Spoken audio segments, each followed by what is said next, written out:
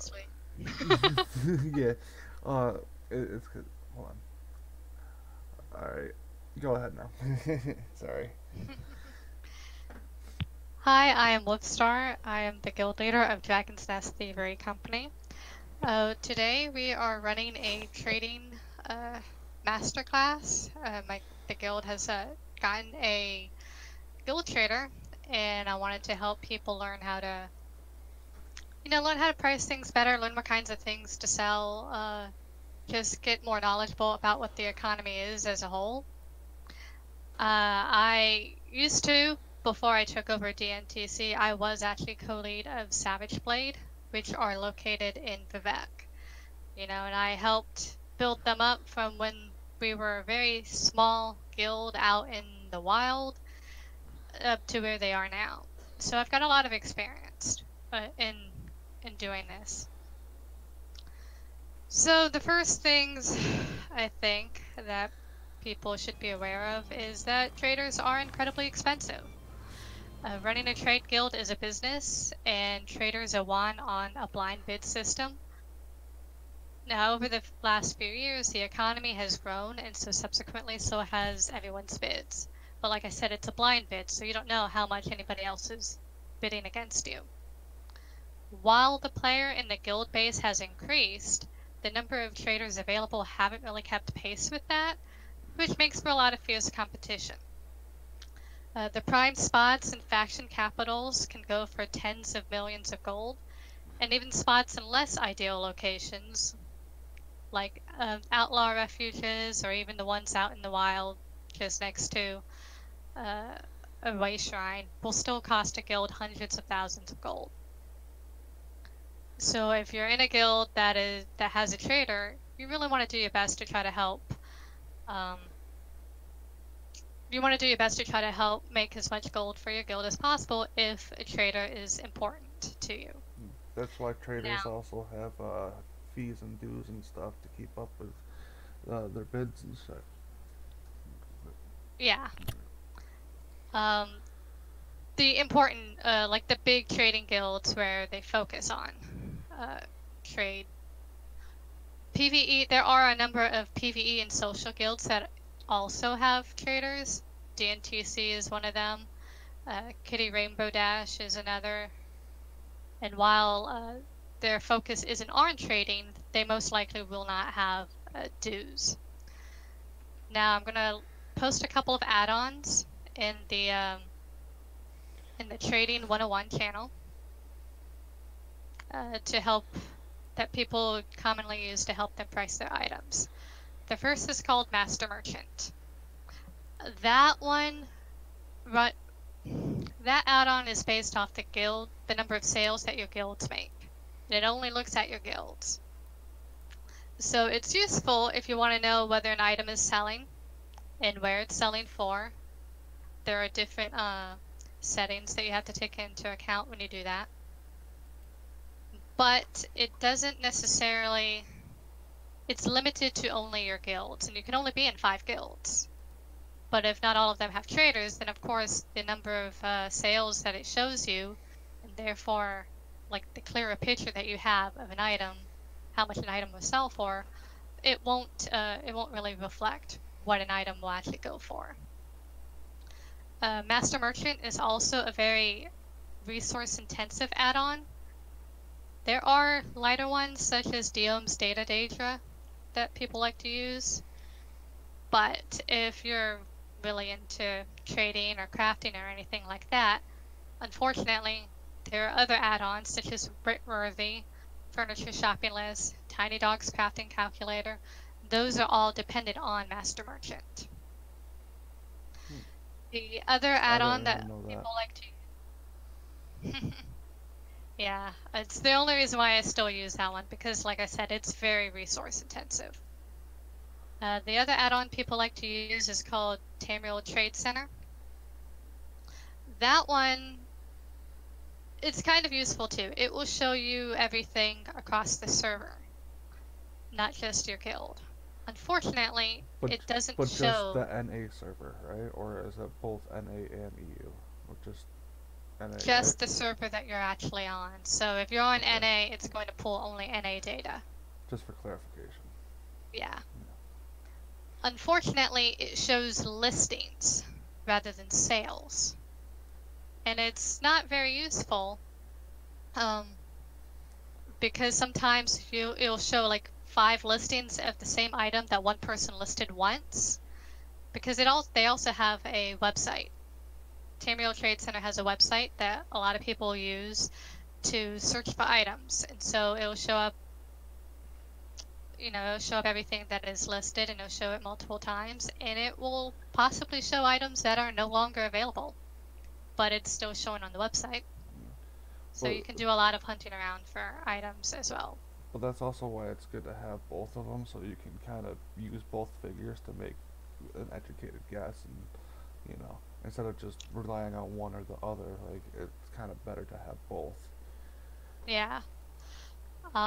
But again, it shows listings, and just because an item is listed at a certain value doesn't mean it will sell for that amount.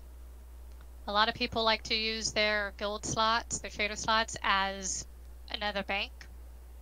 And so if somebody listed a green recipe, like a winter rose tea, which can actually sell for about 1,000 gold because it's not that common, they might list that for 500,000 because nobody will buy it for that. And so they know that recipe will stay safe because they don't have room in the bank. But when they do that, that will also show up on TTC. So like Miko was saying, you want to it's best to use both add-ons, but if you can only use one personally, I would prefer just to use Master Merchant It's more because it will only reliable. show sales. Yeah, it's a little bit more reliable in that case. There's also another one. It's like ATT or something like that. It's like Activari's trade something. I haven't used it personally, but there's options that you can get it for. We won't talk about that though, since we don't know anything about it. So I want to talk a little bit more in depth about Master Merchant because that is what I use. There are multiple settings within Master Merchant. It will show you not only, well, you can set it to show within your inventory, like how much an item would sell for on the guild store, rather than, the vendor price that it will normally show. Like blue, blue recipes, it will normally be listed as 10 because that's all you can get from a vendor. But if you change one of the settings within Master Merchant, it will tell you how much you can sell that for on the on a guild store within that column. You can also set it so that way you can see like how far back you want to pull sales history.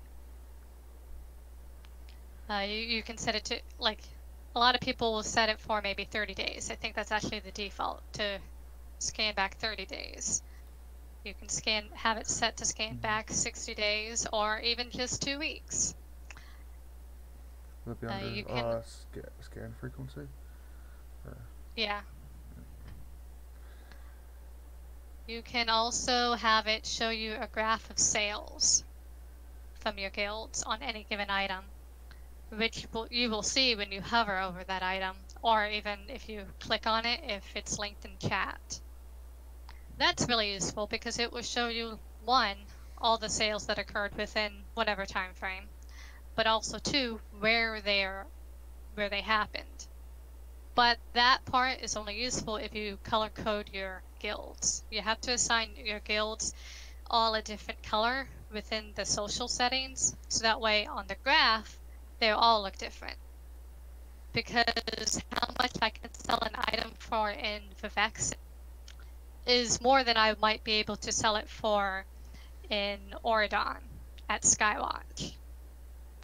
But if I have all of my guilds, the chats all look the same color, then I don't know when I look at that graph where these sales occurred.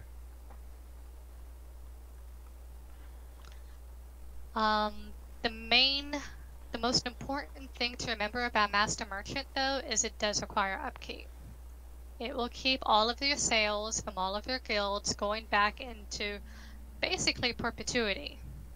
And that's a problem because as you get more and more sales in your history, it will impact game performance. So not only is it going to take longer for you to log in or longer for you to zone or go anywhere, it will cause you to DC more often. And also at the end of the day, I don't need to know how much this green recipe sold for 6 months ago. Mm-hmm. That doesn't tell me anything. Because you know what? 6 months ago, it might have been selling for considerably less than it sells for now. But Master Merchant That's why you want to shows reset you it an every so often. average. Yeah, it will show you an average of what the prices are over that history. And that average could be quite a bit lower than what it sells for currently. So you will have to go into Master Merchant. The GUI is by default, it opens up when you open your mail. And you'll see that there's a button on there that says reset. I reset my Master Merchant once every about 3 weeks whenever I get to 100,000 in sales. Not me personally in sales, but my guild making 100,000 sales. Because one, that is when I notice a performance impact, and two, like I said, I don't need to know how much something was selling for a while ago. So you hit reset, and you gotta wait for it to purge all of the old data. It will go back only 10 days every time you reset. And that will give you the most current pricing on any item. Of course, this means that if an item didn't sell within the last 10 days, you no longer have a price on how much it's worth. Is it possible to reset it so where it goes back to like 15 or 20 days instead of 10? Or is it when you reset it, it automatically does 10? As far as I'm aware, it automatically does 10. I didn't see any setting within the screenshots you sent me that would indicate you'd be able to change it. However, it's not a big deal if you don't have a price on anything, because you know what? If you're in multiple guilds, or even if you're just in one, your guildmates might be in other guilds as well. So all you gotta do when you're not sure how much something is worth, just ask for a price check within guild chat. It's kind of imperative that you price appropriately.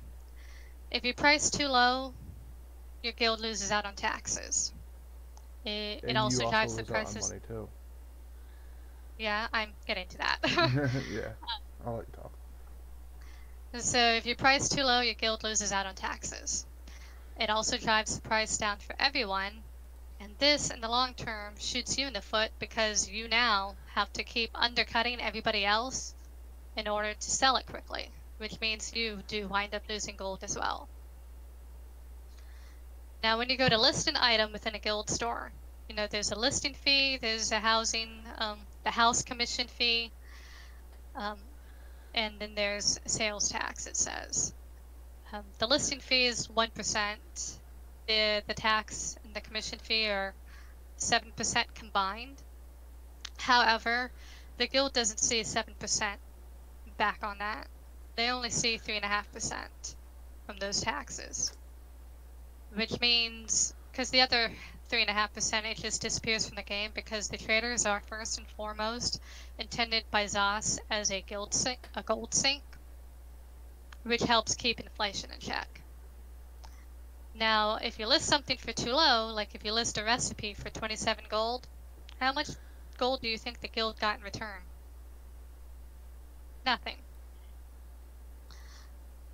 So if you just keep doing that, you might be making a little bit of gold. If you list a recipe for 27, you might see 20 gold back. Guild didn't make anything off of that. You barely made anything off of that. It wasn't really worth your time, I would think.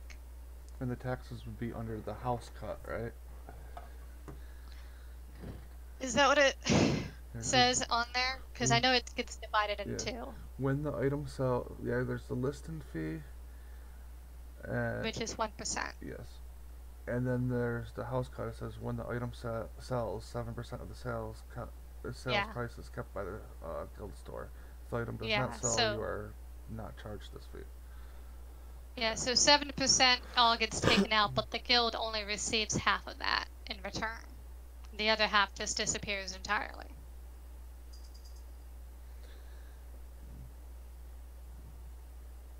Using Master Merchant is most effective in stronger trade guilds, and they'll be located in cities like Vivek or the faction capitals, or Skywatch isn't a bad location either.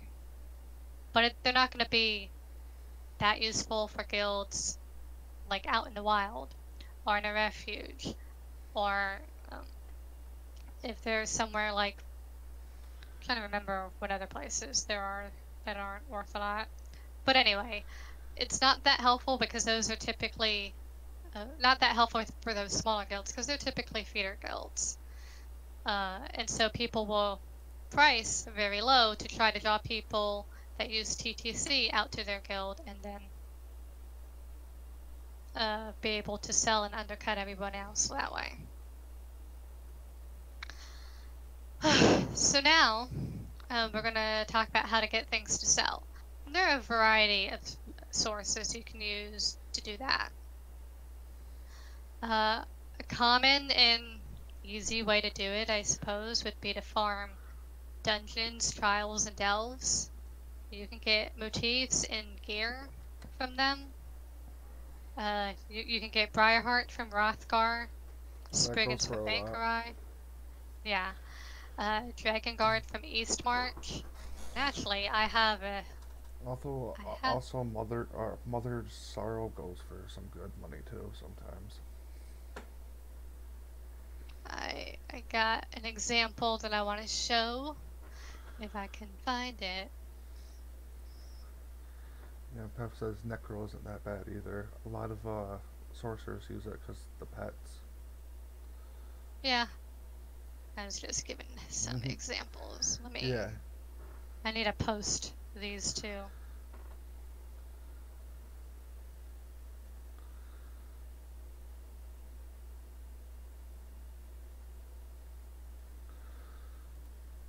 So look at how much a green Briarheart ring might go for. Just from running around the zone.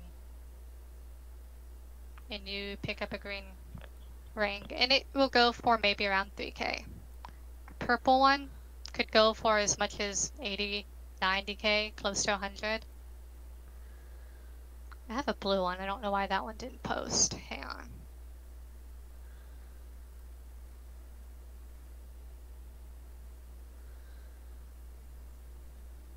So if you, and there, okay, so the blue one is worth about 15 to 20k. And you can get that just from running around the zone. And that's an easy thing to pick up. It didn't require a whole lot of effort from you, aside from maybe questing. And so that's that's a popular set to sell, first of all.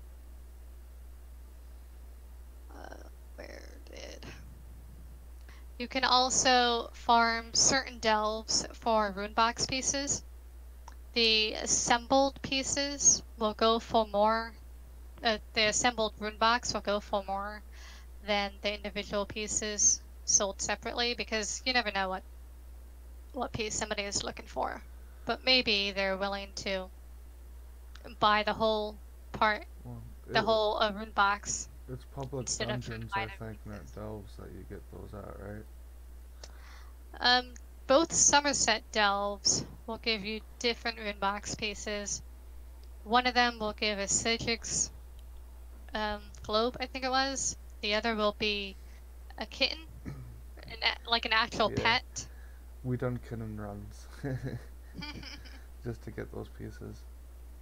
In Vardenfell, I think there are two of them as well. One will give you a costume, and the other I think is a bell memento. Yeah, it's the 6 health robe, and then the other one's I can't remember the name of it, but yeah. Yeah, and then Murkmire. You can do Murkmire dailies to get the pieces for the Swamp Jelly pet.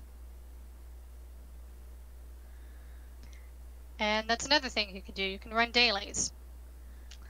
Daily quests in Somerset give you Colander Lacquer, which is worth quite a lot, actually. Let me post that.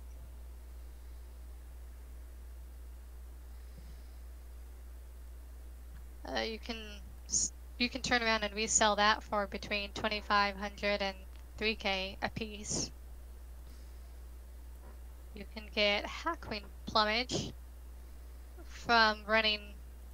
I don't think you get the plumage, the style trait itself from running dailies in Murkmire, but you can get Bright Throat gear, which if your crafting passive is high enough, you can decon it for that mat. Otherwise, you can just sell the gear itself.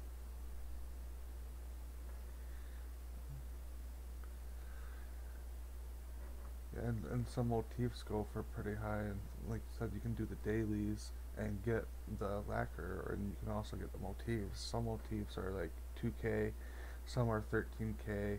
You know, it also depends on like if it's new or if there's a holiday nearby, and you know such different events and such like that. I think the prices differ during the time of year and stuff, so you can strategically like save them and stuff, and sell them like you know, kind of like how people do with stocks. Yeah, I don't seem to have those specific motifs screenshot. But if you run the Somerset dailies, you can also get the Sapiarch motifs, which, like Miko was saying, depending on which piece it actually is, it's going to be worth anywhere from 2 to like 20k, I think, for the Sapiarchs. If you're doing Sigil quests and farming in Artam and harvesting, you can get the Sigil motifs, and then you can also get, I don't know, so Elder Argonian just dropped, but whatever, the Deadwater, I think, is the one from Murkmire. You can get those as well from doing the Murkmire dailies. But, yeah, these rune boxes right here that I'm showing, this one's can go for like 2.7, 1.8, and these are just the single pieces, and there's 7 of them. So like you can sell them individually or put them together, and it depends on the rune box exactly. Some of them, like if you sell the pieces individually, you can make more money than selling the rune box. But then there's other ones which you can make more money selling the rune box versus selling it individually. It all depends on which one.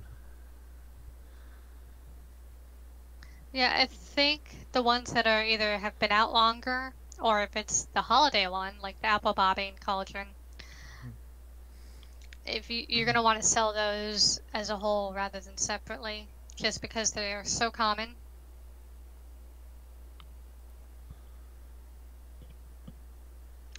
Another thing you can do is to thieve. I love thieving. Make a lot of gold off of that. Not only from fencing items, but sometimes you get valuable motifs and blueprints, depending on where you're thieving, which you can then turn around, you can clean and resell those. If you're thieving in Alinor, in Somerset, you will get Alinor blueprints, you will get, yeah, I mean, you'll get Alinor blueprints. You Which, can fish in Morrowind too. dude, I've got an Yeah. agenda, I'm not getting there Oh, yet. sorry. Stop getting ahead of me. If you thieve in Vardenfell, you have a chance to get buoyant armature, or any of the great houses like Radorn, Halalu, and Telvanni, the blueprints and the motifs. So that's another good location to go. Personally, the library in Vivexity is a really good, easy respawn spot to farm. In Alinor, in Somerset, you'll want to primarily do Alinor City, but I think the Alinor blueprints also drop in Artaeum. I can't remember.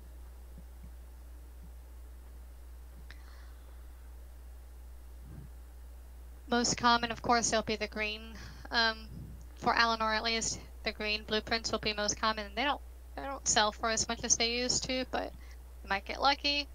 You'll get something purple and something blue, and those have held their value better, going between at minimum 5k for an item like the shrine, the Eleanor window shrine, to hundreds of thousands for something that's purple, like the verdant bench.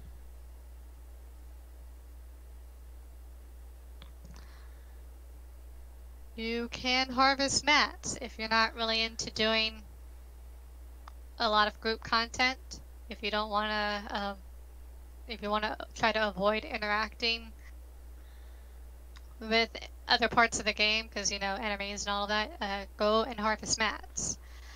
A popular good location is actually to go to Craglorn. Yeah, a lot of the zone is a group area, unfortunately, but you don't have to go in the group zone, in the group parts of the zone to go farming. You can easily avoid that, picking up all kinds of mats. And the reason why I suggest Craglorn is because you have the potential to also get Nern, which you can see is worth about between 8 and 10k right now. Potent Nern, which is used on weapons. You can also get Fortified Nern, which is considerably more common, and so it's not worth as much. Unless you want to use it to craft research gear for yourself or for others. So picking up all of your mats as you go along is another good way. And we can talk about the difference between whether it's better to sell raw mats or if you want to refine it for your tempers later. If your provisioning is high enough, you can craft food and sell that. But you have to be conscientious of what kind of food you're crafting. It's people aren't really looking to buy something like melon, pork, radish noodles or whatever it's called. I mean, it's a blue food, and I think that one might actually be CP 150. But nothing that's lower level, and typically nothing that's blue is something that people are willing to buy. They will buy, however, let me pull those up. They'll buy longfin pasty, or This is what I use mostly. Here. or dubious camoran, which is a limited time recipe. It only drops during the I can't remember if it was a New Life recipe or if it's a Witches Festival. I thought I also had, there it is. Yeah, there's a lot of builds and stuff that, like, you know, Outcast, he uses this on a lot of the builds, but you don't have to use it. You can pretty much use whatever you want. You can also, if you happen to know the recipe, craft and sell Clockwork Citrus Fillet.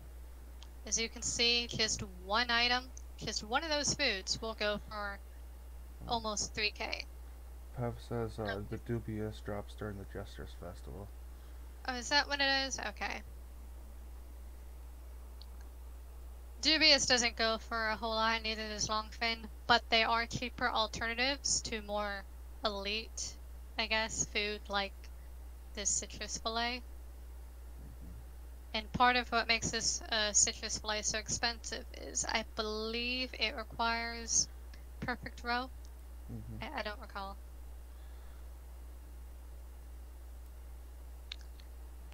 You're correct.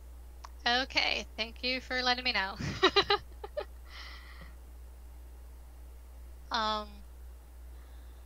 Ortean takeaway is also another popular food because that is also a recipe that's difficult to get. But I don't know that one, and I haven't seen anyone sell that recently.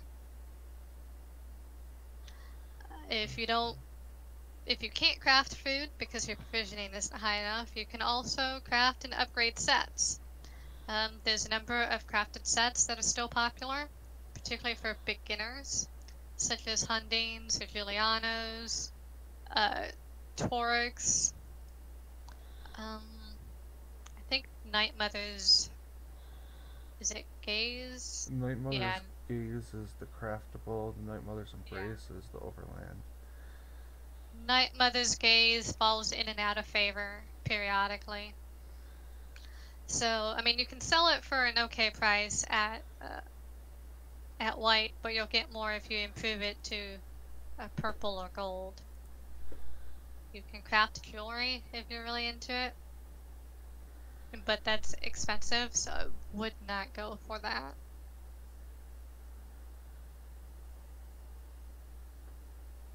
I thought I had some. Oh, yeah, here's yeah, I thought I had some. Well, I have necropotence. We were talking about necropotence earlier. You can sell, if you pick that up in a dungeon and then upgrade it to gold. Look at how much you can sell it for, like 50k. Just the freaking gloves. Of course, that's with a try enchantment.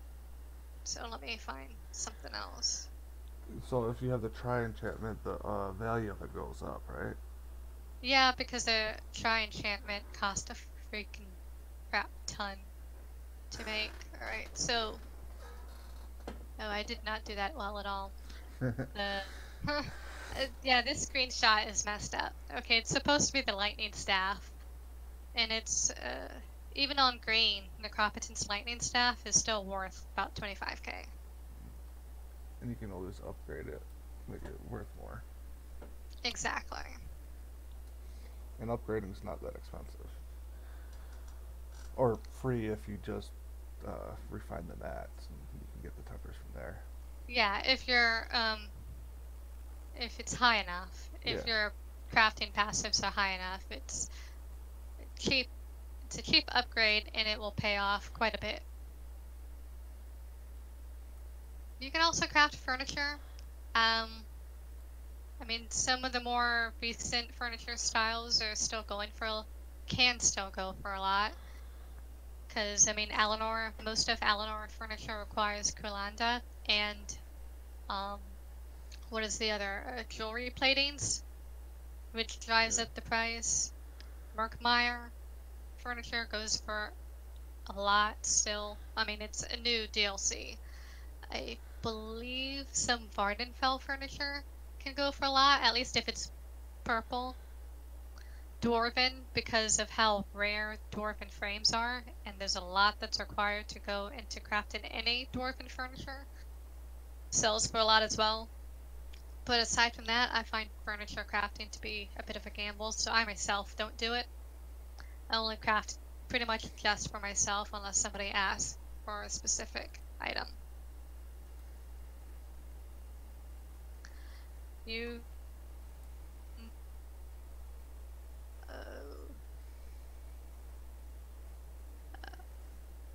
if you're well versed in alchemy,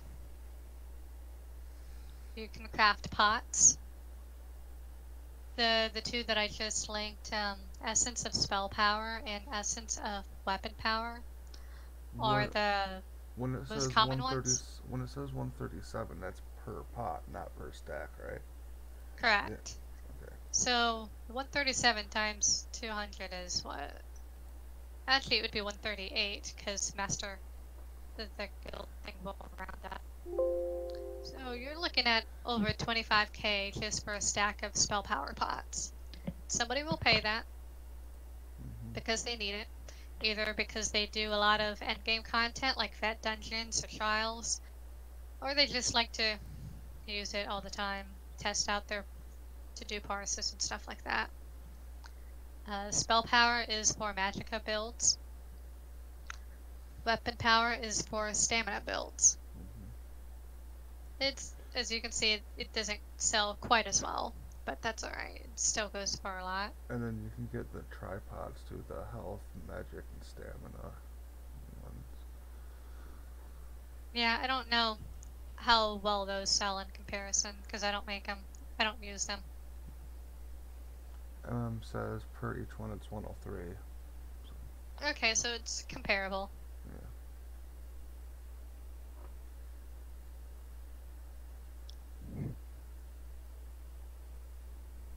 Master writs. If you happen, okay, first of all, the way to get master writs is by you have to obtain 50 in whatever craft it is, and then if it's provisioning, you also have to be able to craft gold, up to gold recipes, and you want to know a number of purple and gold recipes, because the more recipes that you know, the more often a provisioning writ will drop.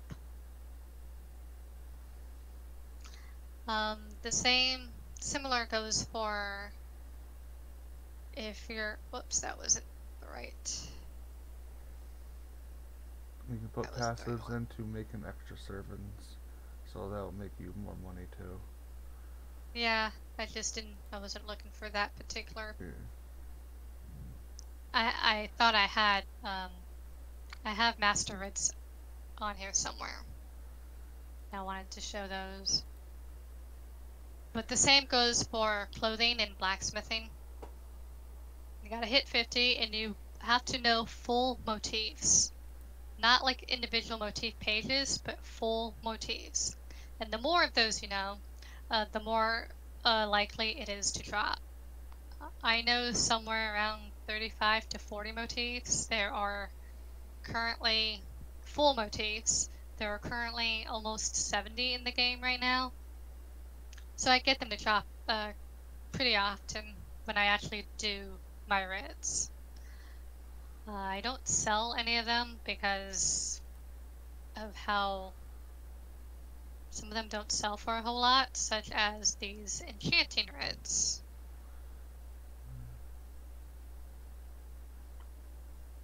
Well, the first one doesn't sell for a whole lot. The second one is actually pretty good for an enchanting writ. They don't normally go for that much. Oh, here. I have a clothing writ. There we go. Yeah, every time I ended up getting a motif, I ended up selling it because I would rather had the money.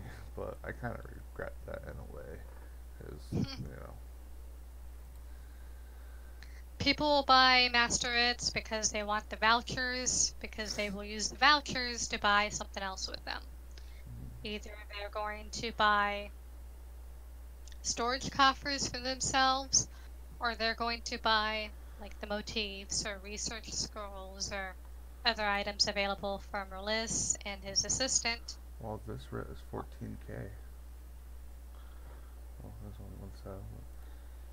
If you look at the clothier writ, you only get 5 vouchers, and because it's a 2-trait set, I think that's how much Ashen Grip is,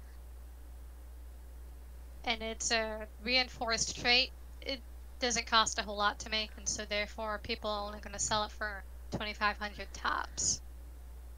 Yeah, it's one of the basic traits. Yeah.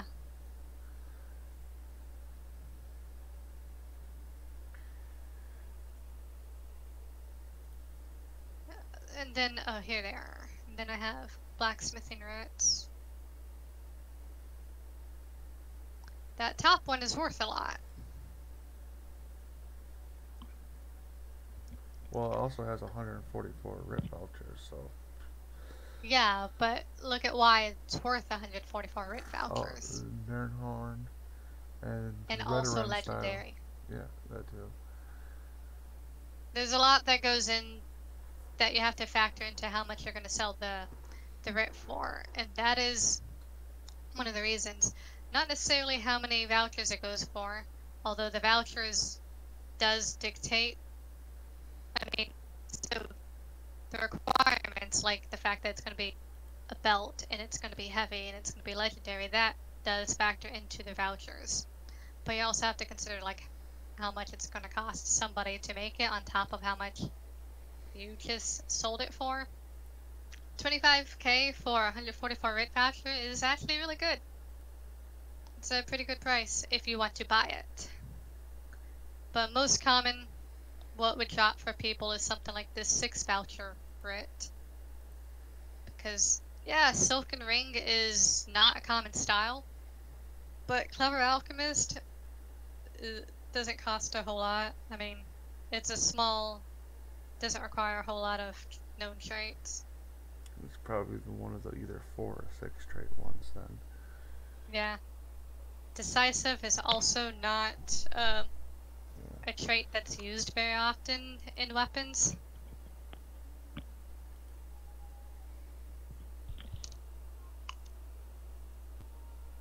But if you have no interest in buying anything from a list, then yeah, you can sell your master writs.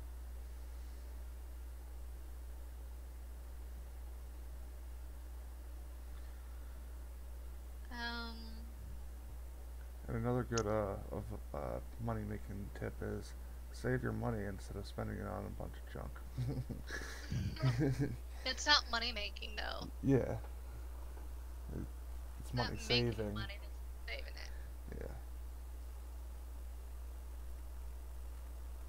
You can, if you already have the gold to spare, you can resell luxury furniture. Buy something that looks good from Zano in Cold Harbor every weekend. Hold on to that for a month or so because the price will go up. Yeah. Like you pay Depending on how 15K for popular it the or item whatever. is. Yeah. Depending on how popular it is, either the price will stay or it will go up, and then it might go up a lot or only a little bit. Will it ever go down? You have that risk of it going down? Typically, no. Although I have seen items that sold on Guild Store for less than what they originally sold for. But as it turns out, because I was a little confused about this too, usually it's a case of either people don't have the space anymore for that item, or they might have used that item for a specific build because there are a lot of like housing contests different guilds put on. J Hart Ellis is in a few guilds that he streams those housing contests. And if people no longer need that item and they don't plan on using it again from somewhere else or for something else, then they'll go ahead and resell it and they'll sell it for below just to get it out of the way, and at least they get some gold back. It's like But how that's not typically a businesses sell risk. overstock because they need to get out of their warehouse.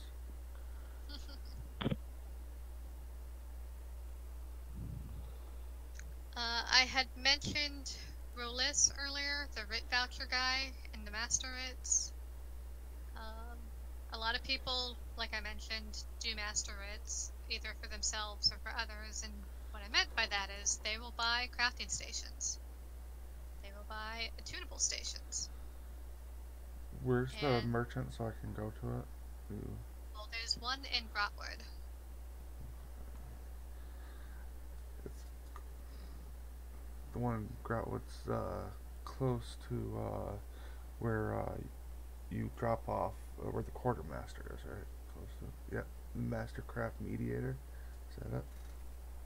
Yeah, it's where you would sell, it's your regular writ drop off. Yeah. Yeah.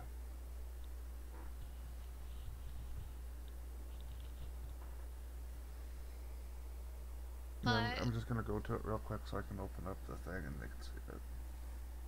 But okay. you can continue talking.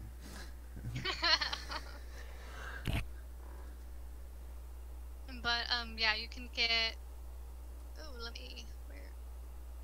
You can get regular crafting stations from there, you can get dummies, you can get attunable crafting stations. You can see how much they go for. The regular stations are going to be between 25 and 30k. The attunables, well, you can sell those. You can resell those for 25 to 30k. The attunables are going to be upwards of 150 towards 200k per station. Some guild halls have all of the stations, and so they spent a lot of gold on either the stations themselves or on master writs to buy them with vouchers. You can also get furniture. And let me. Yeah, the trading guild I'm in, it has every single set that's in the game in one of their houses. every single set. Yeah, and they keep adding more sets, so eventually you're gonna run out of room in those guilds. In those guild homes, I should say. You can get the ebony motif. It's the only place to get it. People will buy either the pages or the book itself, and then resell that. Yeah, the pages are And night pumice. 25 and the book is 300. The book is actually the cheaper thing to buy because it's like 50 vouchers less if you wait and buy the book. You also get night pumice, which is the style mat to craft in ebony.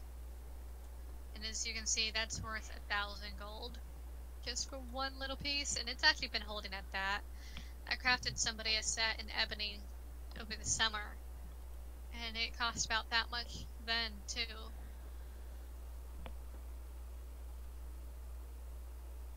I had furniture, but where?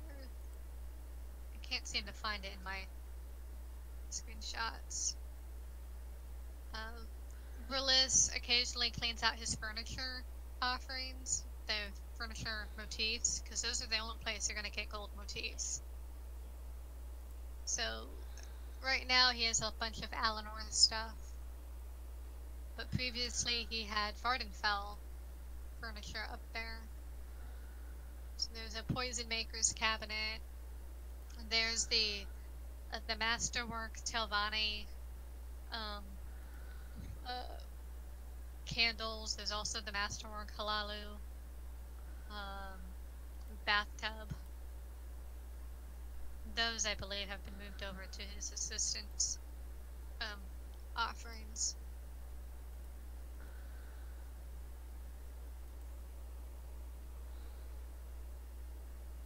You can also buy research scrolls,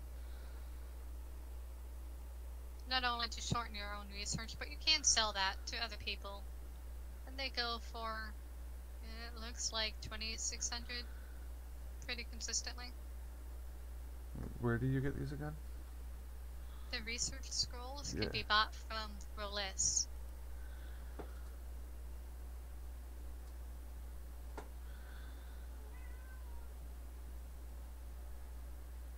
Okay.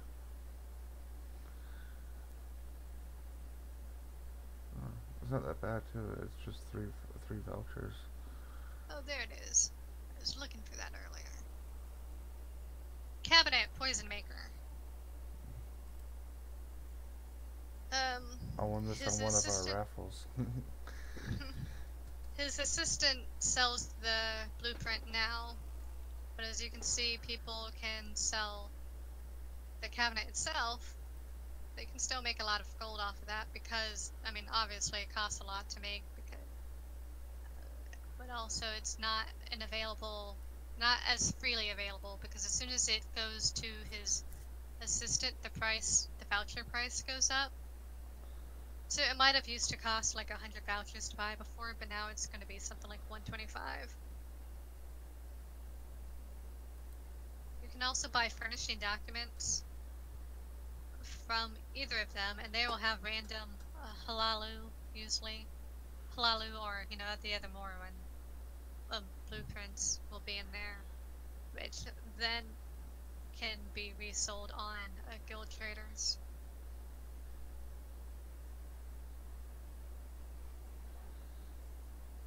PvPers can actually make a lot of gold if they're interested, because if they're PvPing a lot, they get a lot of AP.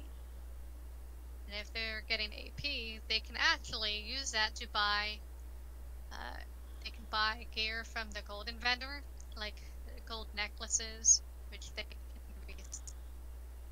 buy the militant coordinator. You cut out real quick. Can you repeat that? The whole thing? No, PvP? just like the last 4 seconds.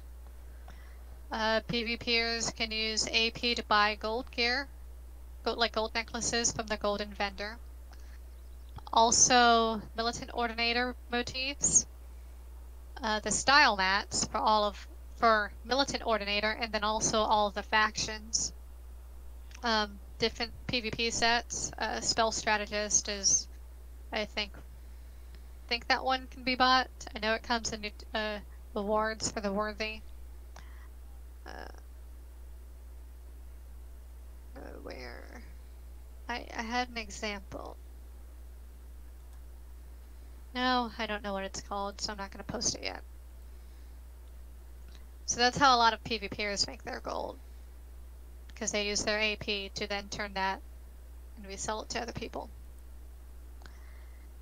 And as Miko mentioned earlier, you can fish. Fishing is very tedious. It's more fun to do it with at least one person usually. Yeah. Plus, you have if you do it with other people, you have more a higher chance to get the rare fish that you can use for your achievements. If you're into that. Yeah. Otherwise, the But thing that you're going to primarily be selling is stacks of raw fish, which apparently I don't have a screenshot of. But other stuff that can be fished up. Oh, that's not how you spell it. Pyandonian bottles. oh yeah, yeah. And waterlogged satchels. Those only drop in Artam and Somerset. Come on, kitty. What are you doing? But they have a chance to have the Sigic motifs in them or other items, which is why, as you can see, they go for over 3k each. Or you could open it yourself and lose out on that gold and be disappointed by what you got, because I totally have done that as well. But if you get something that's good, like one of the motifs, you can usually resell that if you decide to open it. Instead of just sell the satchel or the bottle themselves, you can usually resell that for more than what you would have sold the satchel in the first place. Plus, you can use the bottles as raffle prizes, and it'll be like a second surprise. You know. Yeah. It's like giving lotto tickets for a gift. Now, we talked a lot about crafting and how you can use crafting to make your gold. But it depends on your passives. So, let's see for provisioning.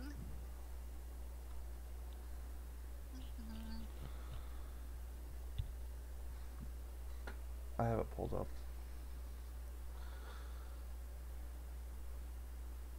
The most important passives you're going to need is obviously the quality. You want to be able to craft up to gold recipes, which in turn means you can also craft up to CP160 recipes. Ah, fuck.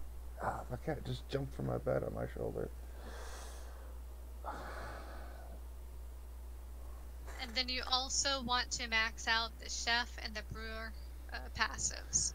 Those will allow you to make multiple at a time, which will save you mats in the long, especially if you're making something like the citrus fillet, or if you're making, hey, Sigic ambrosia, because both of those require perfect row, and that is an expensive mat if you're buying it. And I'd rather Or you can get try to fish. three items using one perfect row than just one item getting one perfect row. So yeah, Get three extra, so you get a total of either 4 drinks or 4 food. Oh yeah, for the price of one. So the passives are definitely worth it. Definitely. Yeah. Even if you're not in it for the money, and well, whether you are or not, it's still, you know. Yeah, like whether you're trying to resell the items or if it's just for yourself, because you're struggling, you can do that. And that's another thing that fish is good for. You're going to want to sell it as a raw, not filleted, because people will fillet it themselves in the hopes of getting perfect roe.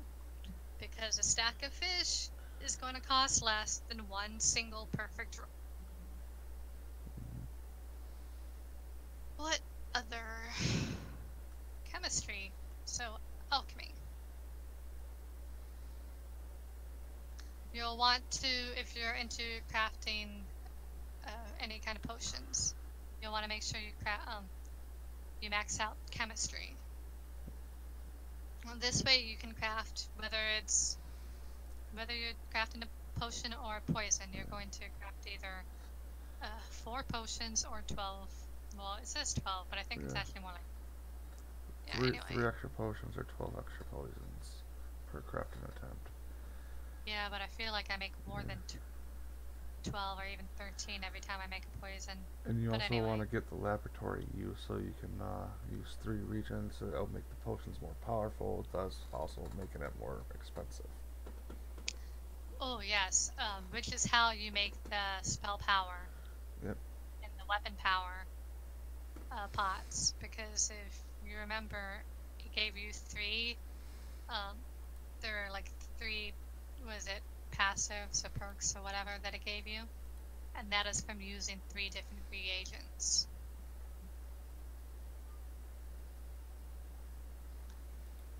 And again, that's useful either for yourself or if you're going to sell it. If you are... Oh, enchanting. Let me put that on there. So, aspect improvement. This is whether you're using Ta, or Kura, even up to Kuda, which is the gold one. And then potency improvement allows you to determine what kind of potion, I mean, not potion, glyph it's going to be. Yeah. It's important to max those out because I had one of the enchanting writs that I showed earlier, the 40 voucher writ. It was for, what was it, a prismatic, I think it was. And that is, yeah, superb, truly superb glyph of prismatic onslaught. And that is using, I believe it's Hakejo, which is an expensive, that's something else that PvPers can do. They can buy Hakejo, which sells for like 10 to 11k on guild traders. Or if you're lucky, you can just farm the sewers and hope that it drops. Yeah, of course I don't have any of those. Yeah, craft cost for that 40 voucher rate is about 13k, most of which is that one single rune, the Hakejo.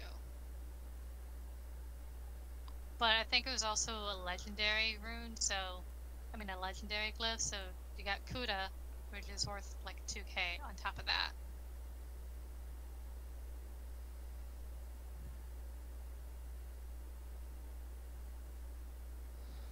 For jewelry extraction, especially with how stupid the jewelry crafting is currently, you will want to make sure you have this passive.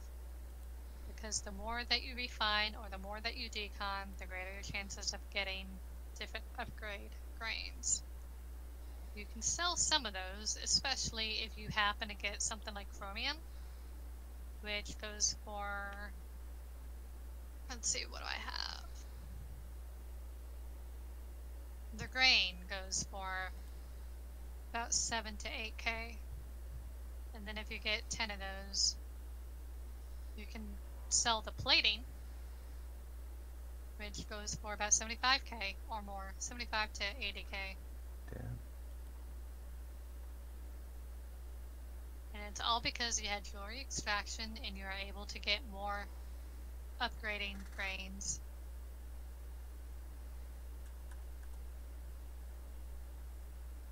But then you also have the regular,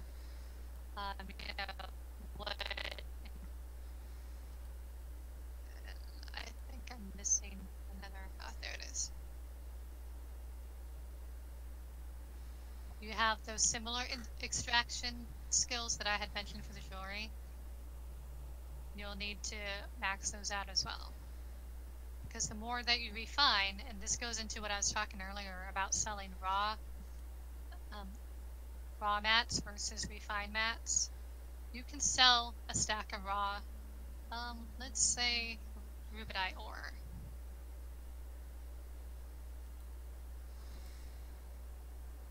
You can sell a whole stack of that for something like, that's like 5k, 52k, 5200, something like that, a whole stack of rubidite ore. Compare that to if you refine it and try to sell the ingots. The ingots themselves are only worth about 7 gold per ingot, but per ore is 25, 26 to 30 pieces.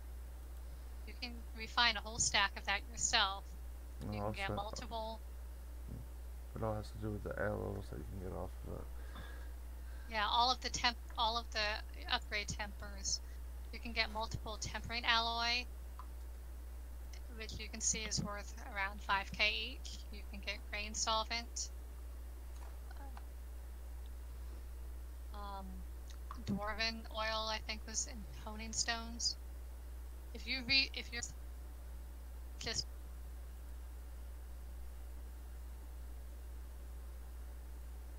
I think you cut out. then you're gonna want to sell just the raw ore itself. Because again, nobody's gonna buy the ingots.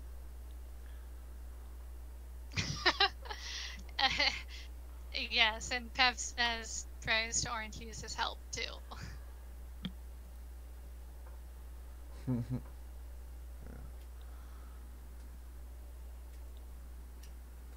And you'll see similar returns off of drag wax and what is the gold rosin.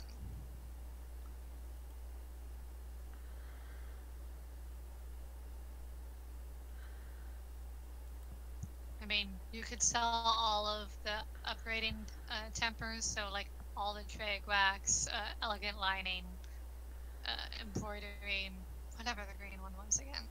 You can sell all of those and make more than you would from just a stack of raw ancestor silk, or even the rubido leather pieces. But if you're not going to do that, and your passives aren't high enough to do it in the first place, then you're going to want to stick with selling a full stack of the raw mat.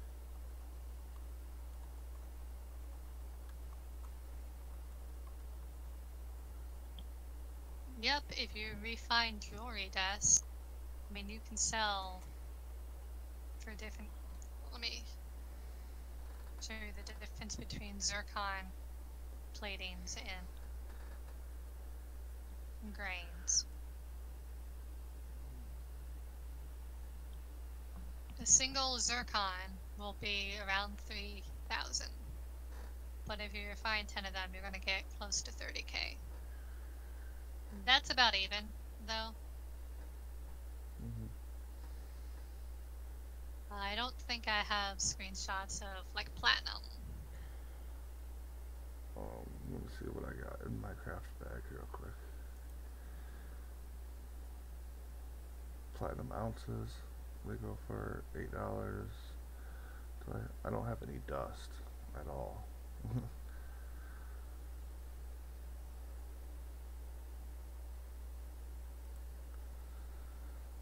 Platinum is about 7.5k for the grains. Chromium.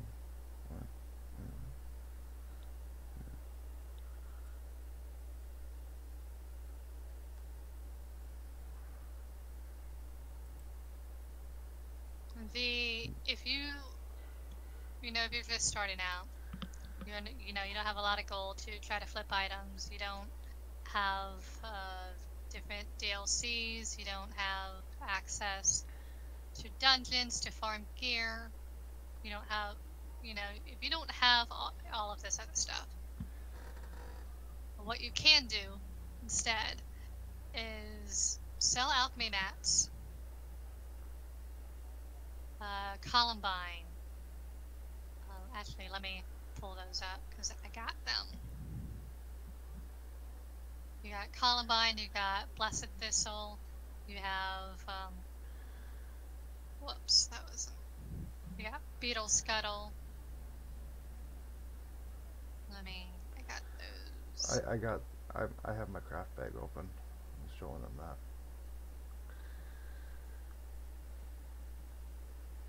You know, those are the easiest things to access because they are literally everywhere. It doesn't matter what zone you're in.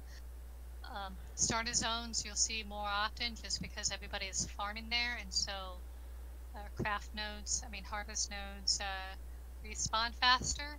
Where at again? I mean, beginner zones like Oh, okay. Betnik and Oridon.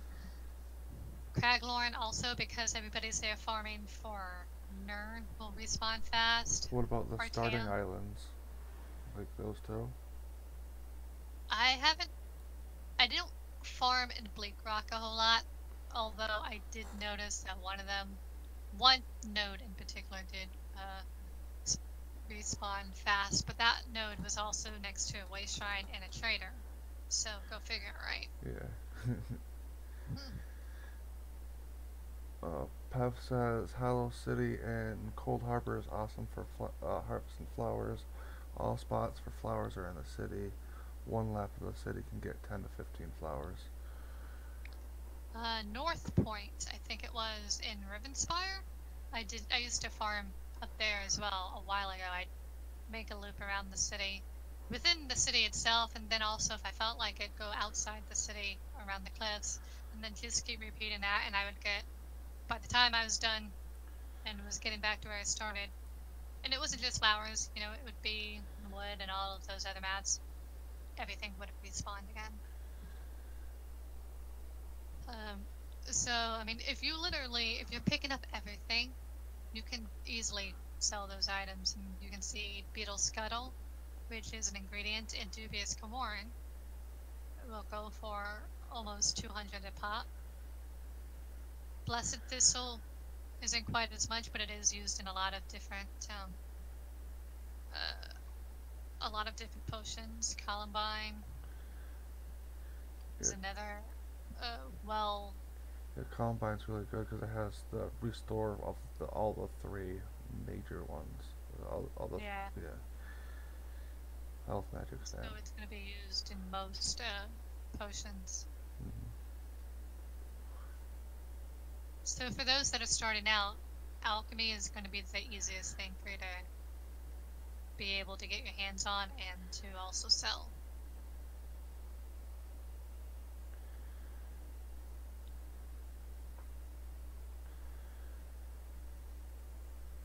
But let's see. I have other items that I think I wanted to compare to give people an idea of things they can sell. So this is one that I don't really advocate, but people do it. They will buy items like bone, or even like a tree from one of the vendors. So bone is worth, you can buy it from a vendor for 15 gold, flat even. You can buy, say, a tree from a vendor for 500 gold. And then, because people don't know where items, they just go to a guild trader and, hey, somebody is selling this bone, which is a very common style, Matt, Yeah. for 20 gold.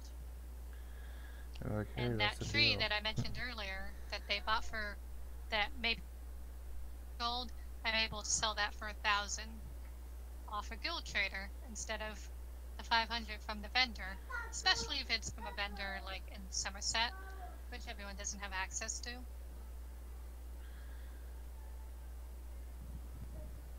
That's another thing that a lot of people do.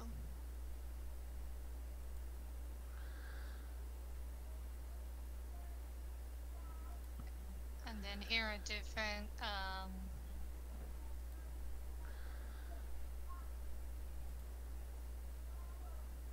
motifs that are still worth a lot. And then, so we have the Bloodforged chests and also the style mat, which both go for quite a bit still. We have the Apostle helmets, which took a bit of a hit during the Clockwork event, but it's still not too bad. The Abaz watch helmets you get only in Husbane. Thieves Guild motifs are also another one that you only get there. And so those will go for quite a bit too. Ethereal Dust is awesome. It's a very rare drop. And you get it from harvesting, which is another reason maybe you want to go spend a lot of time harvesting. Any kind of crafting mat. And get harvest maps. The add-on harvest map. I have only ever gotten one, but look at how much it's worth. Damn. I know. It makes is it mythic? Sigic pot, Sigic ambrosia, or ethereal Sigic ambrosia, something like that. Yeah, you take the first one and then add this to it, and then you make the mythic one. Yeah. Yeah. So it's worth quite a lot. If you happen to be lucky, maybe you and Orange Jesus came to an arrangement. I don't know, I'm not judging.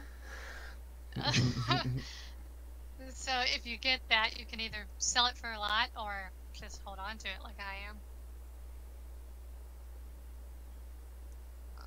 So you can sell furniture, you can sell mats, you can sell blueprints and different recipes. You can also make armor for people. I just loaded up a bunch of them because I wanted to compare stuff. That was a point. That's the whole reason why I took some of these screenshots and then I didn't do anything about it. I mentioned the Alanor bench. This is something that's going to go sell for a lot because it's purple and it's a rare drop, and also it costs a lot anyway. Okay. There are some items that I should look for it. There's some furniture that sells for less than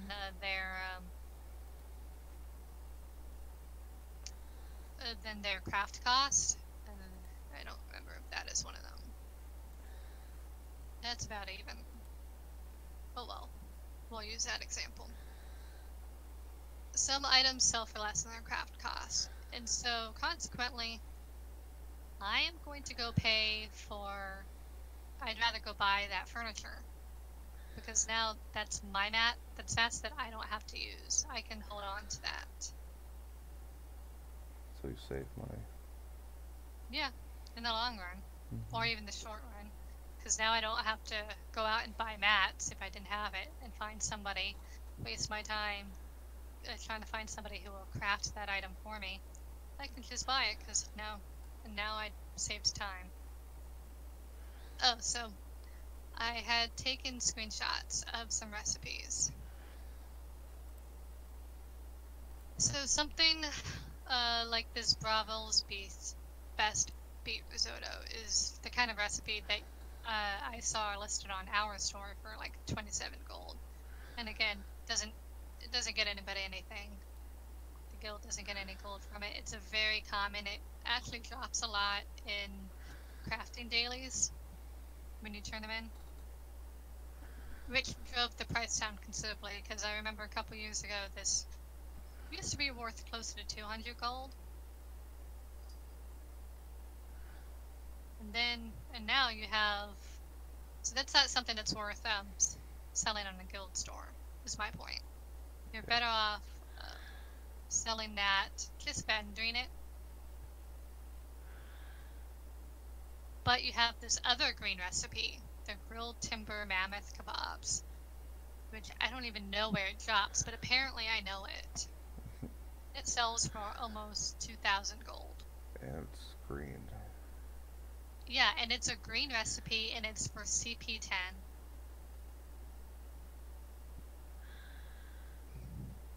Because it's not common. It might come from a,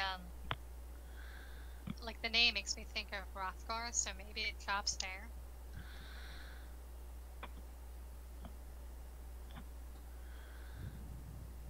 Timber mammoths. I know there's a quest that has a bunch of them in that area. I want to say it's in Rothgar, yeah. That's what I think so too. Puff says you can have a chance to get those if you don't have full points in the provision and passives or characters near the relevant level. We don't really have other blue recipes apparently to show as a comparison, but okay, so I linked one, sweet and sour pork.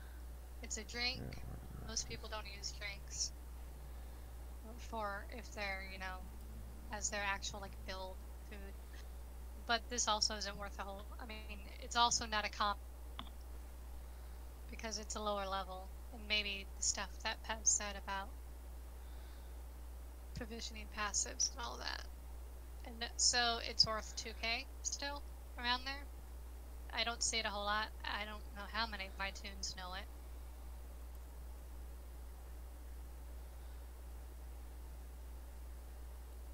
Obviously, the purple ones will normally go for more. So longfin pasty recipe. I've seen a purple recipe only go for 500 one time. Yes, but that's because it was a lower level, Yeah, probably. it was like level 10 or something. Yeah, but like I had mentioned earlier, the more purple recipes you know, the greater your chance of getting provisioning master wins, which is why it still sells for anything. Is it the So same to do with the motifs too? The more motifs and the yeah, more recipes? Okay. the more full motifs, not individual pieces, but full books. So I know the full ebony motif. I also know like all of the great houses. I know those in their entirety. I formed the hell out of Vivek City for them. um, so like the more full ones you know, the higher your chance of getting a master it. This longfin pasty sells for about 20K. Because as I mentioned before, it's a cheap alternative for people to use for their builds rather than the dubious Camoran or the citrus fillet. And you know what? It's actually held its price pretty well. I mean, like my MM says currently 17K, but I have a couple sales that were really low and recently. But for the most part, it's around 20 to 25K, most of my sales. And it's been that way for a few years. This particular recipe is popular and it doesn't shop that Oops, hold often. on. There's an invisible. Oops. Something popped up. Okay, you can continue. Sorry.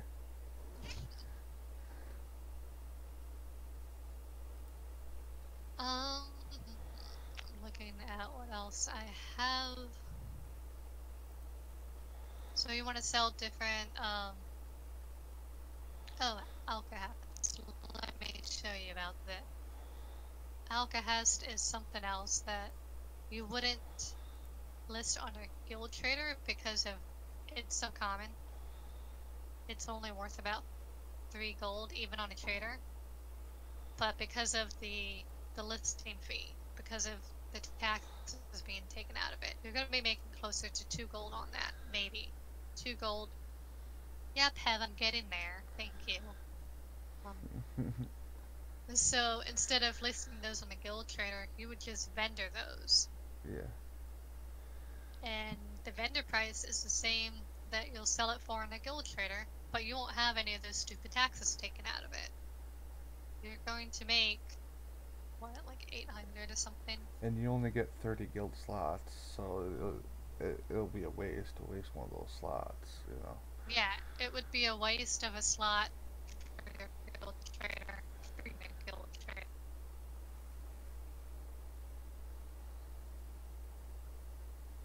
I mean, so you're making, about 600 per stack of Alkahest off of selling if you just vendor it. But if you sell it to a guild trader, you're gonna making quite a bit less than that because of taxes and listing fee and all that.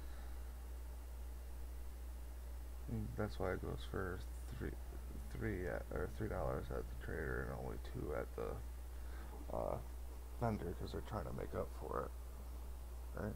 It goes for 2 at the vendor, right? No, it goes for 3 at the vendor as Oh, well. oh, okay. I thought it went for 2. I thought it was only a little bit higher because they tried balancing it or whatever you want to call it. I mean the other uh poison solvents would go for less probably. The Well, they're gonna lower go for level less in ones. both locations. It all scales downward.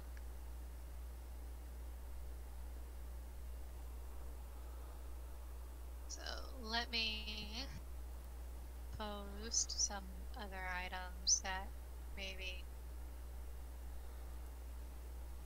you might want to sell. Yeah.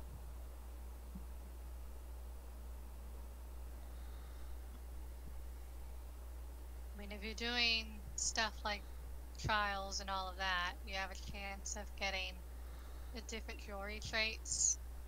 I don't remember if Orbic Amber came from trials or if it came from Sigic portals. It might be Sigic portals. Yeah, I want to say that. I use this on my healer on my for the jewelry. Yeah. But the full trait stone goes for 3k. And because you can actually get like low pieces. Oh, I did have an example of a blue recipe, a common blue recipe. This is not something that I would bother selling on a vendor. I mean, selling on a trader. The Honest Lassie Honey Tea. It only sells for about 100 gold, but I can either vendor it for 10 This ice because heart's I know mask. I will get gold. I know I'm going to get gold there. Or I could put it in a guild bank and let somebody who doesn't know it take it.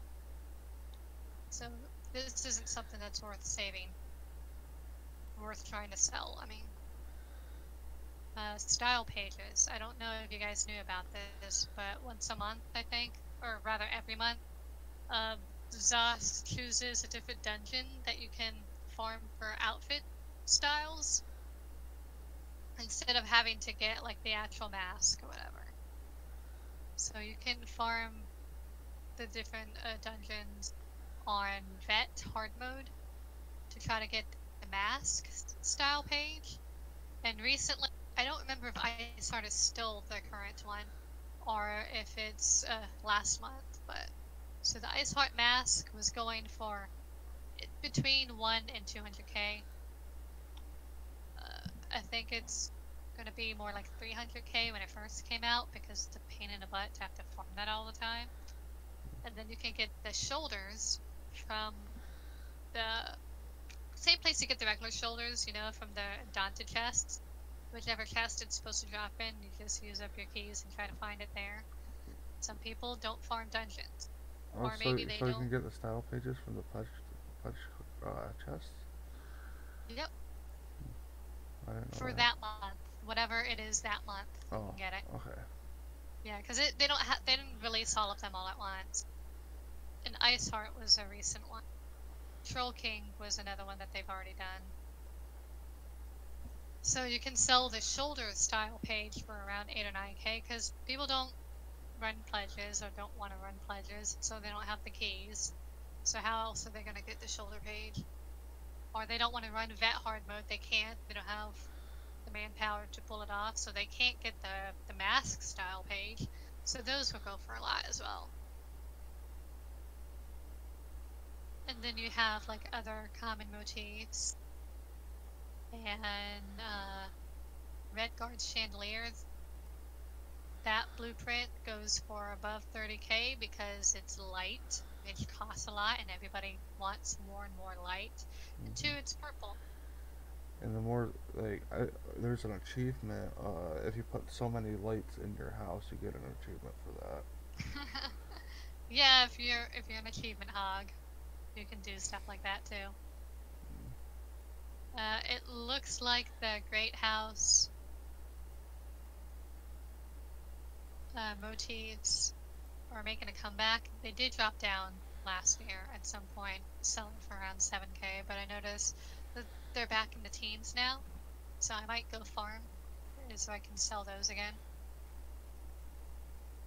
Because that is again only available in they don't drop anywhere else. In Vardenfell, I should say.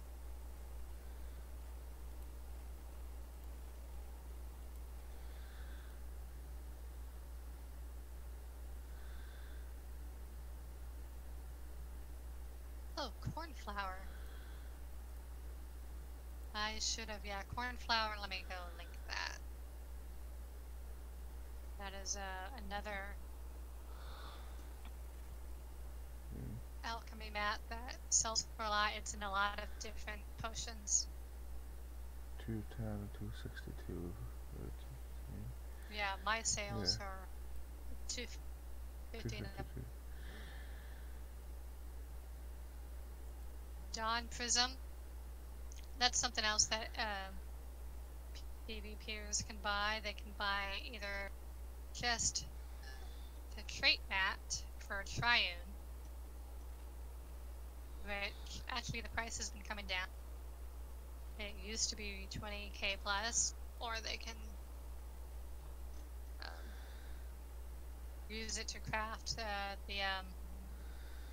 the jewelry themselves to, of course, turn around and resell, which does cost a little bit more than just selling the mat. And you sell these for people that need to be in researching that. 22k for that. Wow. Yeah, That's a pretty penny.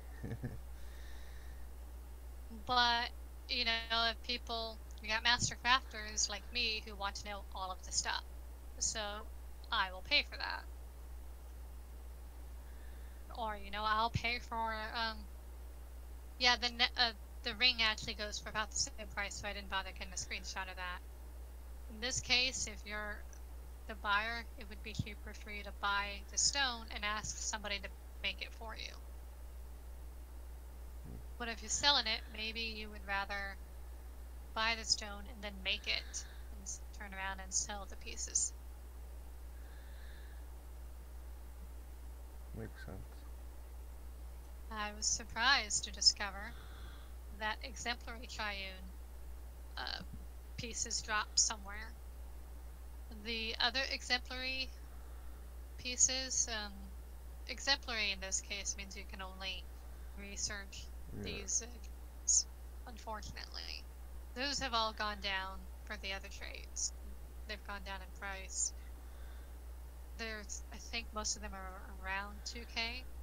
Why is the price so different for the pewter necklace versus the exemplary one, even though it has the same trait? Like, you can research it still, but it's...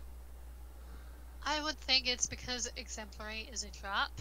It just dropped somewhere. They didn't have to put any effort into buying the stone or crafting it. Whereas the pewter one, that was something that was something that you had to craft yourself, and you probably paid for the stone. So, yeah, like Pevra is saying, there's a crafting markup.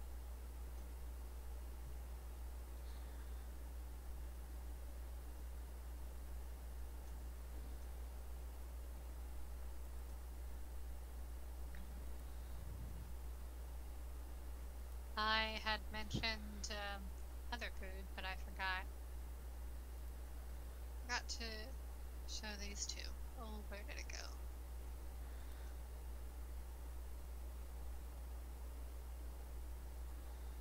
So this recipe only drops during the Halloween festival, double Bloody Moor. Currently, it's only worth about 1,500 gold because the market is still saturated with them. Yeah, because the event literally just happened a couple months ago. Yeah, we just had an event, but day one pricing, just before the event starts, you're going to be able to turn around and sell that for between 6 and 12k. The recipe. And that the food still goes for a lot. It actually goes for, I think, more than dubious more, maybe. Because I mean, not only is it regular food, but it's also really helpful for vampires.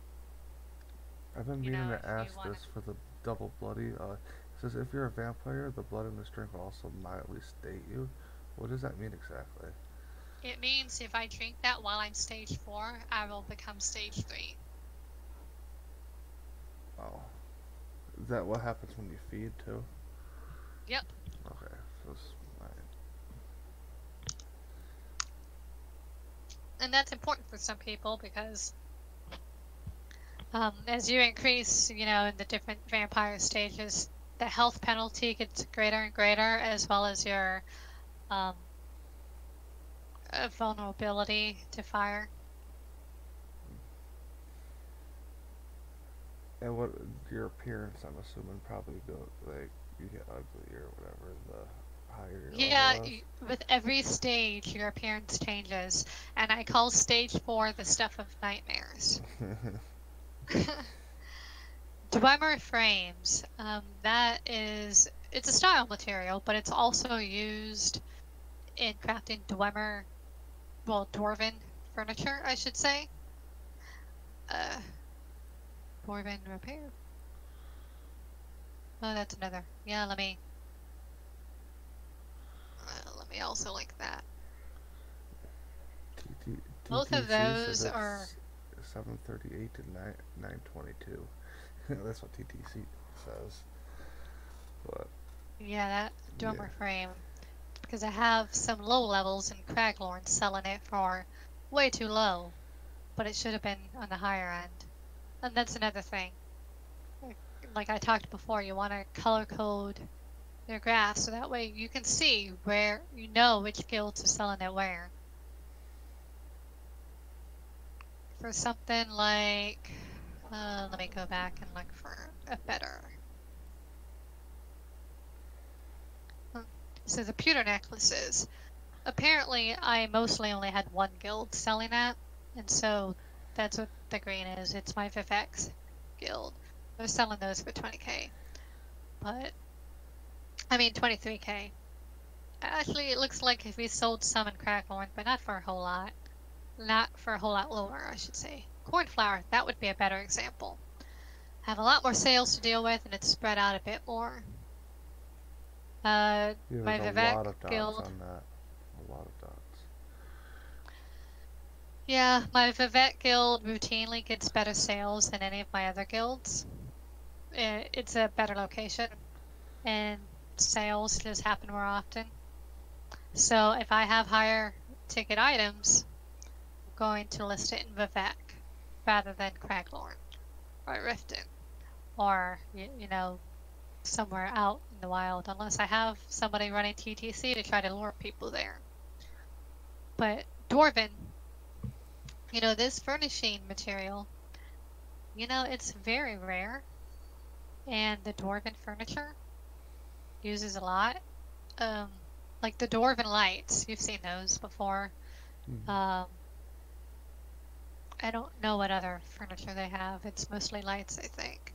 Those all require Dwarven frames and Dwarven whatever. So it's expensive to make, which is why I was saying that's something that you would be able to sell for a lot. Money, money, money. Yeah, it's all about money. Like a lot of people say, that's the true end game of this game is making money. I've heard that a lot. You know what you would be surprised to see? Look at how much flour goes for.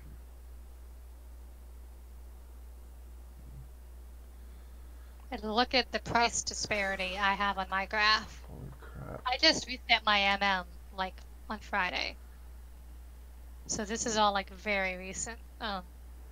information. All the way up to $200, but all the way down to 4. Wow. Yeah, and Yeah. why do you think there is not only that price disparity, but also mainly why do you think that flour goes for as much as it does? Or has, I should say.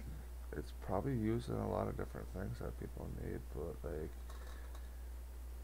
also like I don't see it that often around.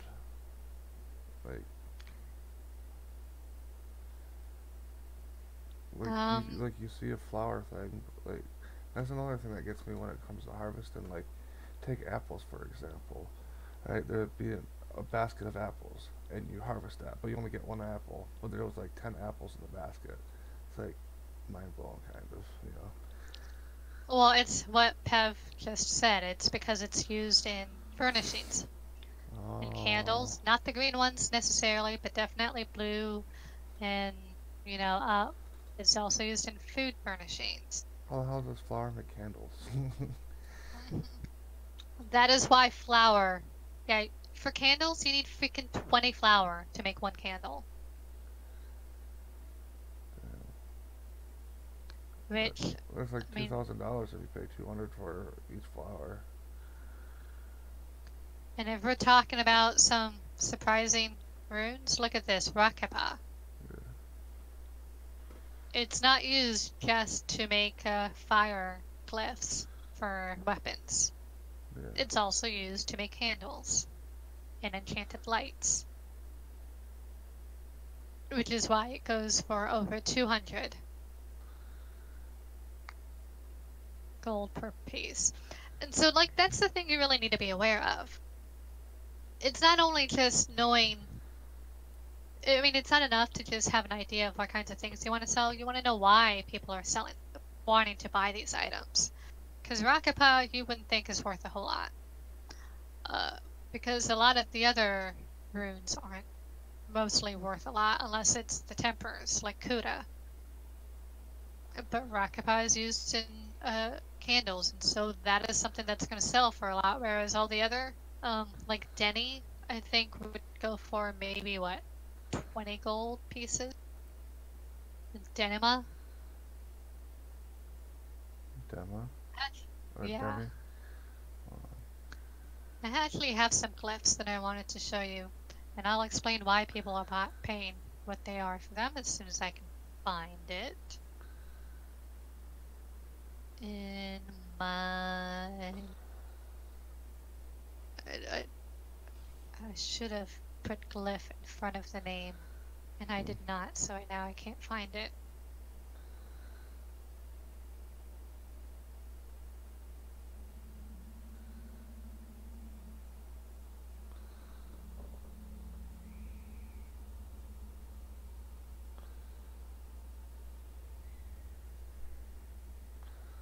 Debellum. I don't remember where that comes from, but that still goes for quite a bit too. It says I have 2.2% dropped frames. I'm wondering if that's affecting the audio. Hold on real quick. I'm gonna test this real quick.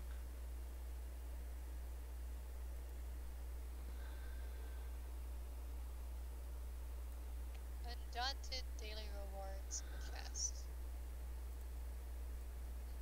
That from the Undaunted daily quest from that one guy and not the pledges. Oh hey, I found them. Okay.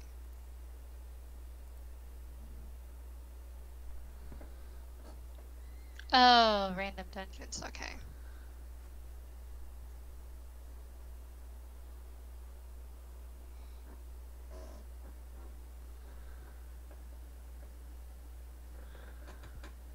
Is that these ones are made from the Rakapa, right? Yeah, so the two glyphs that I just linked, they're both flame glyphs, obviously, so they use the rocket. Now the difference, the gold one is obviously worth 4K because it's made with Kuda. Yeah. But are you a little bit surprised to see that you can even sell the white ones for any amount of gold? Yeah, but it's still under the amount how much Rakapas actually costs. The craft cost is higher. Yeah, but But the well, fact that it's white. most of the time, if it's in white, it's a drop. And the reason why people are paying 100 gold for something that drops, very commonly, I might add, is because of what a pain in the butt it is to level enchanting. People will buy gold, white glyphs to help level their enchanting, so at least they get one tune to 50, and then they would craft more for their alts themselves. But if you sell, I mean, you can't stack them on the trader, but if you were at an auction, say, you could buy, a stack of 50 of even just these white ones to level, or green ones. Sometimes, like the Ritz, if you do Ritz, you'll get them in green instead. People will spend quite a bit of money on freaking low quality glyphs like this just to level their enchanting.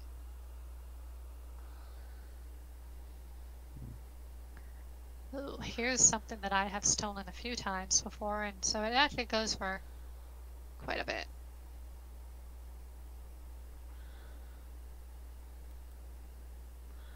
I think that's one of the ones I need. Yeah, there is nowhere to buy this particular motif. So you have to It's steal it, you, or you have to yeah. either steal it or be able to buy it from a trader. I mean, you see that my guild in Craglorn sold it for a mere 45k last week, but normally it's between 60 and 100k, and that's where I sell it. I've sold them a few times. I've stolen a few of them before, and they just drop anywhere. Something like this, I've noticed. I don't know if it's a coincidence, but it's in nicer locations like banks or castles. I don't know if that's a coincidence or if that's how much that's really only the place it drops. I don't know.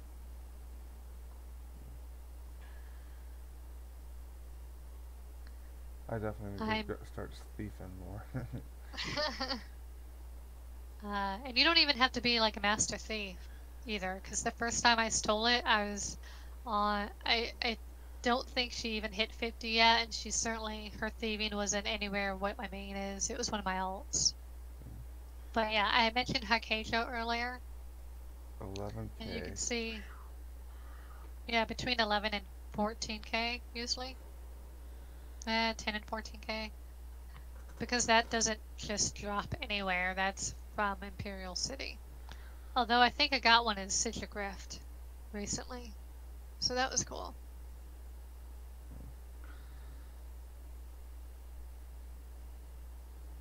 So it's only in the city, in the sewers too, or just? Yeah, the sewers, yeah, so like Pav said, you can buy them with Telvar, or it will drop from, I think it's the treasure scamps. There are two different kinds of special scamps down there Yeah. that you can kill. One of them will give you Hakejo. I don't remember what the other gives you. Maybe it's the pet. The scamps are the ones like there's the fake chests, right? And then like you go to open it and they come out, right? Well, no, not those scamps. Like, these are specific special scamps. They glow. Oh yeah. I Yeah, the remember those. glowy Yeah. scamps that you drop everything that you're doing and kill them before they get away. Yeah, because Because they're they only open a there for a portal. second.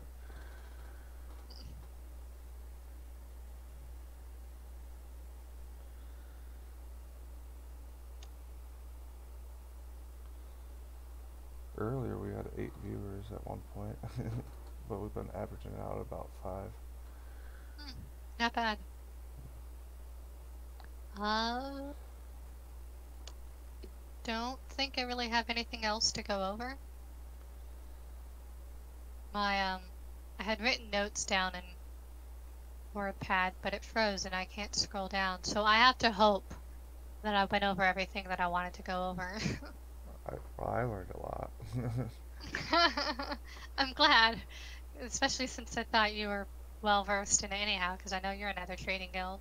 Yeah. Well, like I do know some stuff, but like it's always good to learn more, you know. Especially since Uh, there's like gaps that I didn't know, like you know, like I knew a lot of it. It's just there was some gaps in my memory and my knowledge. You kind of like filled it in, you know. there's some Lux furniture guilds have recently. So the add-on that I'm using, it tells me not only how much it originally sold for. I mean, it will also tell me how for, which helps me judge how good a deal I'm getting if I decide to buy it after the fact. So like the blue crystal fragments were, it says 81.25, but I think that was actually 2017's price. I think last year was probably Oh, They probably brought it down to 8,000. are these the same things that we bought for the guild house? Yep. Uh, they're currently selling, as you can see, for 15k. The crystal fragments. And we bought Because them these have directly off been the out dude. for a few years, you don't make as big a profit on it if you resell it. But you can see that you are in fact making a profit Yeah. if you feel like flipping them.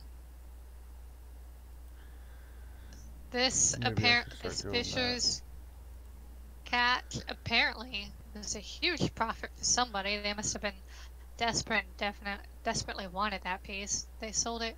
They're able to sell it for 3 times the original price. Damn. I wonder how long they had it up on their slot for before someone bought it. Yeah, that's something else to consider too. If you list something too high and it's not selling, well, I mean, that's your problem because you listed it too high. You're not doing anyone any good, which is another reason why you want to ask around, ask for price checks with people, check TTC to figure out what the average is. That way you can price things more appropriately. Because the faster you sell without undercutting people, the more profitable that you and your guild will be.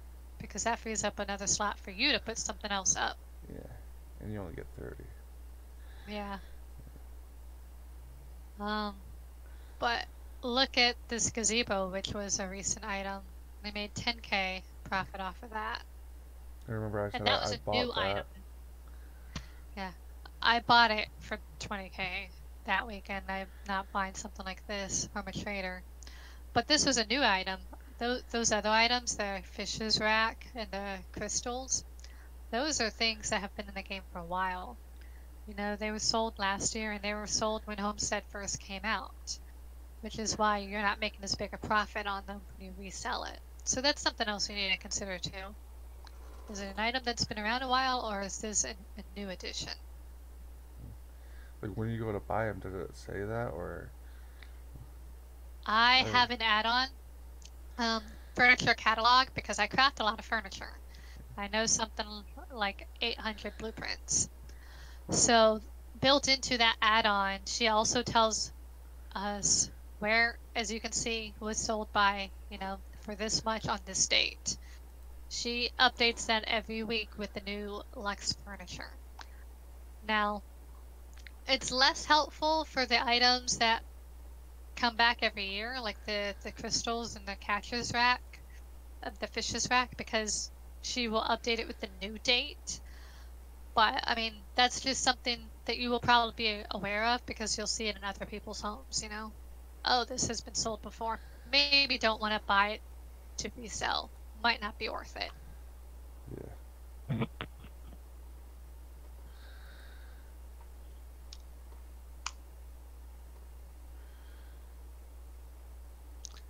Okay, I think I've shared everything that I was planning on. Um, was there anything else that you wanted to know? Hey, Wolf. Hello. Flat. I didn't even know you were in here. Yes, I know. That's what I was trying to be sneaky. Well, this is being streamed if you didn't know. This was like an actual trading class and it's being streamed. So do you have any trading related question? Sure, I do. So how do you know on your TTC? How do you know when to underbid or a bid as close as what TTC? Well, I don't use TTC, but so when I use, well, I don't use it for selling. As a buyer, though, I go to the TTC website, and I mean, obviously, I go by whatever the lowest prices I can find. But on the rare chance that nobody had a price check on an item and I don't have a price on it, then I'll go to TTC. I'll look at what the average is. If I see a lot of really high price, but and then there's some stragglers down at the bottom, I'll probably lean more towards the higher listings and I'll list my item for somewhere in the middle of there. Or if it's vice versa, if there's if TTC shows a lot of lower value listings for that particular item, but there are a few high ones. I'm not going to get greedy and list it for high because I'm probably not going to sell it for that price.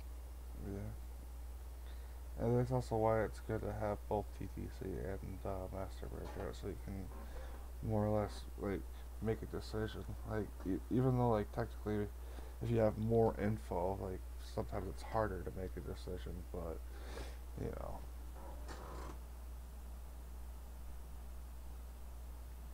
Take my footages.